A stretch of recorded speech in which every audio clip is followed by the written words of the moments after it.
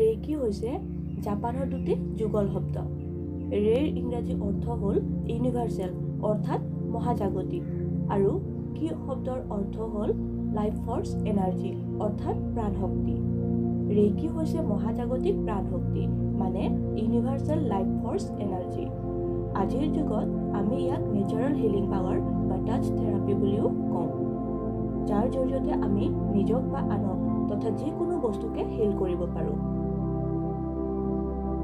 সাধাৰণ ভাষাত ক'বলৈ গ'লে ৰেইকি হৈছে এক স্পৰ্শ আৰু দূৰত্ব নিৰাময় চিকিৎসা অৰ্থাৎ নিলগৰ পৰাই কৃতকাৰ্যতাৰে চিকিৎসা কৰিব পাৰি। এই পদ্ধতিৰে বহু লোকেই আৰোগ্য লাভ কৰি আহিছে।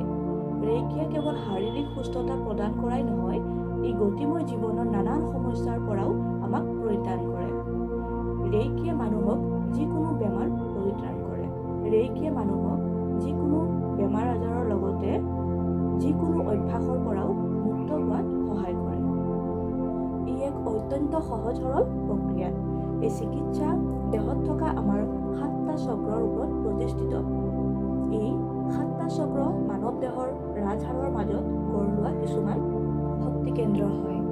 এতিয়া মই আপোনালোকক ৰেইকিৰ লাভালাভসমূহৰ বিষয়ে অকণমান জনাওঁ। ৰেইকিয়ে শৰীৰ আৰু মনক শিথিল কৰে, শক্তি বৃদ্ধি কৰে, মানসিক চাপ আৰু উদ্বেগক পুনৰ সজীৱ কৰে, শান্তিৰ অনুভূতি বৃদ্ধি কৰে, আৱেগিক মুক্তিক উৎসাহিত কৰে, বিষ আৰু অস্বস্তিক লাঘৱ কৰে, মানসিক স্পষ্টতাক প্ৰসাৰিত কৰে, আঘাতৰ পৰা আৰোগ্য লাভৰ হাৰ বৃদ্ধি পায়, পেশীৰ টান লাঘৱ কৰে, টোপনি ভাল কৰে, আধ্যাত্মিক সংযোগ বৃদ্ধি কৰে আৰু বহুতো। মুঠতে ৰেইকি হৈছে সম্পূৰ্ণ বিজ্ঞানভিত্তিক এক চিকিৎসা পদ্ধতি। ধন্যবাদ।